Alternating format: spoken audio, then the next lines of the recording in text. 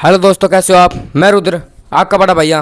मैं आज आपको क्लास 10th चैप्टर नंबर 4 द्विघात समीकरण प्रश्न नंबर 4.2 के इंपॉर्टेंट क्वेश्चंस कराने जा रहा हूं।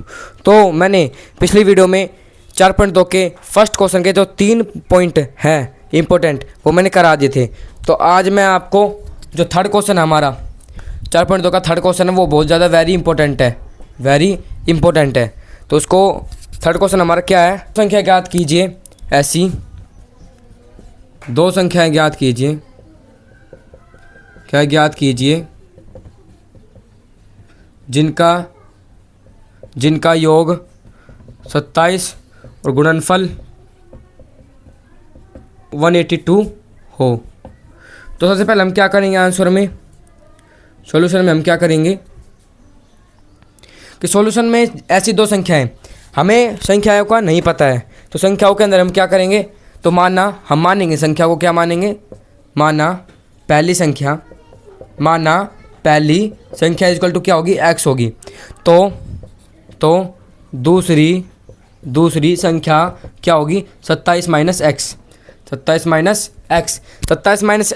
क्यों ही यहाँ पर, क्योंकि जो हमारा योग है, हमारे जो जैसे हमने 2 + 2 = 4 करा और हमें ये नहीं पता यहाँ पर क्या है, हमारे यहाँ पर x है, 2 + x = 4।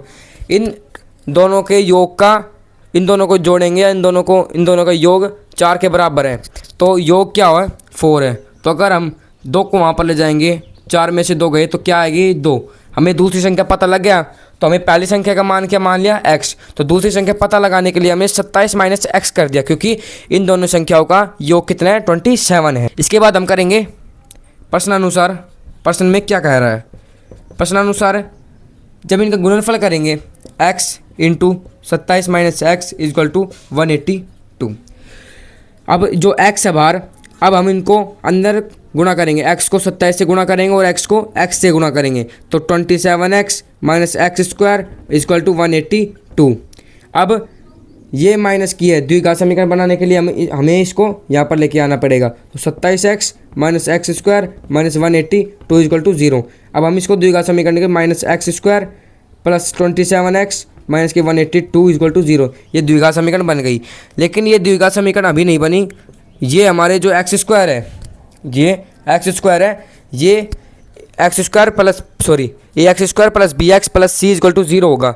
तो यहाँ पर माइनस नहीं आएगा, यहाँ पर क्या आएगा, प्लस आएगा हमेशा। तो इसको प्लस करने के लिए हम क्या करेंगे, माइनस कॉमन ले लेंगे। तो बाहर माइनस लेंगे तो x² प्लस 27x माइनस 182 = 0। अब हम x² प्लस 27x माइनस 182 = 0, ये आ गया। अब हम इसको क्या करेंगे, यहाँ पर 1 मानेंगे, 1 मानने पर यहाँ पर क्या होगा, 182 हो जाएगा। तो ऐसी कौन सी संख्या है जिसको हम गुणा करें तो माइनस के 182 आए और प्लस या जो मतलब जोड़ें या घटाएं तो 27 आए। तो क्या कौन सी होगी हमारी ये संख्या, 13 और 14, 13 एंड 14 हमारी संख्या होगी। इनको हम प्लस करेंगे 27 आएगा और इसको हम एक बार माइनस कर देंगे, यहाँ पर क्या आएगा, माइनस करने पर यहाँ पर क्या आ जाएगा, माइनस हो जाएगा, क्या आ जाएगा, माइनस आ जाएगा और यहाँ पर प्लस हो जाएगा। तो 182 इसका प्लस में आ जाएगा और माइनस मिलकर क्या बन जाएंगे, 27 हो जाएंगे। तो x² minus 13x minus 14x plus 182 = 0। x × x minus 13 minus के 14 बाहर आ गए, x माइनस 13 = 0, यहाँ पर ये आ गए। तो x माइनस 14 और एक बार x माइनस 13 = 0, x माइनस 14 = 0 और एक बार x माइनस 13 = 0, क्या आएंगे, एक बार x माइनस x बराबर 13 और एक बार x बराबर 14, ये दोनों प्लस के आ गए। अगर हम जब हम पहली संख्या x = 14 लेंगे तो दूसरी संख्या 27 माइनस 14 = 13 होगी। और इसका उल्टा कर देंगे, हम नीचे लिख देंगे कि जब हम पहली संख्या x बराबर 13 लेंगे तो दूसरी संख्या 27 माइनस 13 = 14 होंगी। तो हमारी दो संख्या कौन कौन सी आ गई, 13 एंड 14। ये हमारा थर्ड क्वेश्चन हो गया। ये पेपर एग्जामिनर की नज़र से बहुत ज़्यादा इंपॉर्टेंट क्वेश्चन है, ये क्वेश्चन बहुत ज़्यादा पूछे जाते हैं। तो इसको आप पॉज करके लिख सकते हैं। तो दोस्तों अब हम चलते हैं इसके फोर्थ क्वेश्चन पर। किस पे चलते हैं? Fourth question. तो फोर्थ क्वेश्चन भी हमारा क्या है? वेरी इंपॉर्टेंट है। आज मैं इंपॉर्टेंस क्वेश्चन ही कराऊंगा। तो यहाँ पर फोर्थ क्वेश्चन हमारा क्या है? दो क्रमागत धनात्मक संख्या, दो क्रमागत धनात्मक पूर्णांक ज्ञात कीजिए। गो का योग 365 हो। तो सॉल्यूशन में हम क्या लिखेंगे? जो हमारा दो क्रमागत संख्या, क्रमागत का मतलब क्रम से, जैसे 1 2 3 4 5 6 क्रम से चल रहे हैं हम। और इसके बाद धनात्मक मतलब पॉजिटिव संख्याएं, जितनी भी प्लस की संख्या है वही हम इसके अंदर मान सकते हैं या ले सकते हैं। तो माना पहली क्रमागत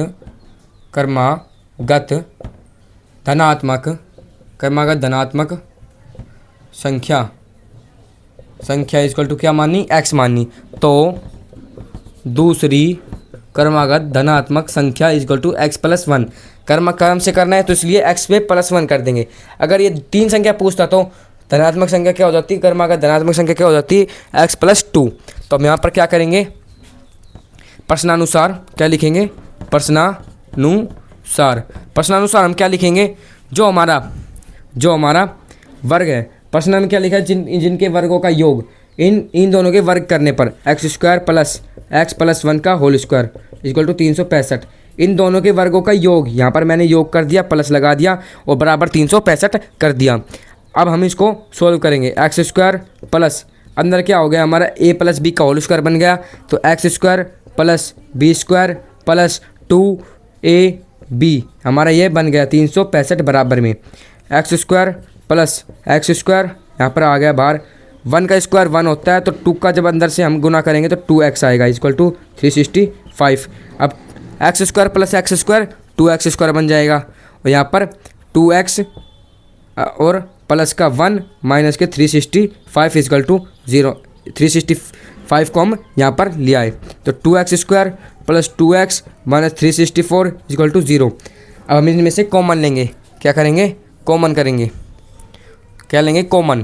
तो 2 बाहर कॉमन आ गया, अंदर क्या बचेगा? x² plus x minus 182 equal to 0 बचेगा। अब यहाँ पर हम 2 को हम यहाँ पर ले जाएंगे तो 0 हो जाएगा ये। तो यहाँ पर क्या आएगा? x² plus x minus 182 equal to 0। अब ऐसी कौन सी संख्या है जिसको हम गुना करें तो माइनस 182 आए और जोड़े या घटाए तो प्लस का 1 आए? तो क्या होगी? 13 और 14। क्या होगी? 13 और 14। तो प्लस के आएंगे, प्लस के 14x माइनस के 13x और माइनस के 182 इक्वल टू 0। तो इन दोनों में से क्या कॉमन आ रहा है? इन दोनों में से आ रहा है x कॉमन, और अंदर क्या बचा? यहाँ से x बचा, प्लस में 14 आ जाएगा। इन दोनों में से क्या कॉमन आ रहा है? माइनस के 13, अंदर क्या बचा? x minus 4 x plus 14। ये दोनों बाहर माइनस से माइनस के टकराएंगे गुणा के अंदर, तो ये माइनस कैंसिल हो जाते हैं। इसके बाद x माइनस 13 और x प्लस 14 इक्वल टू 0 आ जाएगा। अब x minus 13 equal to 0, x plus 14 equal to 0। अब यहाँ पर x इक्वल टू 13 आ जाएगा और x इक्वल टू माइनस के 14 आ जाएंगे। और हमें क्वेश्चन के अंदर बताया गया है कि दो क्रमागत धनात्मक मतलब पॉजिटिव, हमारा जो एक बार x इक्वल टू 13 आया है और एक x इक्वल टू माइनस 14 आया है। हमें धनात्मक संख्या लेनी है तो x बराबर माइनस 14 को कैंसिल कर देंगे। तो हमारा कौन सी पहली संख्या क्या आई? हमारी 13 आई है। क्या आई है? 13 आई है। तो दो क्रमागत, हमने पहली संख्या क्या मानी थी? पहली संख्या x इक्वल टू 13। तो दूसरी संख्या x plus 1 equal to 14। x plus 1 equal to 14 यहाँ पर आ गई। तो हमारी दो क्रमागत संख्या कौन कौन सी है? 13 और 14, ये दोनों आंसर आ गए। तो ये भी बहुत ज़्यादा वेरी इंपॉर्टेंट क्वेश्चन है। अब इसको आप पॉज करके स्क्रीनशॉट ले सकते हैं। तो दोस्तों अब हम चलते हैं 5th क्वेश्चन पर। इस पे चलते हैं 5th क्वेश्चन। ये भी बहुत ज़्यादा इंपॉर्टेंट क्वेश्चन है। तो हम सीधा समकोण त्रिभुज बना देते हैं। तो इसका आधार है वो x मान लेते हैं हम, x सेंटीमीटर, और इसकी ऊंचाई आधार से 7 सेंटीमीटर कम है। तो x माइनस 7 सेंटीमीटर यहाँ पर आ जाएगा। और कर्ण क्या हमारा? 13 सेंटीमीटर। ठीक है। तो अन्य दो भुजाएं हैं ये हमें ज्ञात करनी है। क्या करेंगे? सबसे पहले हम पाइथागोरस प्रमेय लगाएंगे। पाइथागोरस प्रमेय क्या लगाएंगे? पाइथागोरस प्रमेय। इक्वल टू आधार स्क्वायर प्लस लंब स्क्वायर।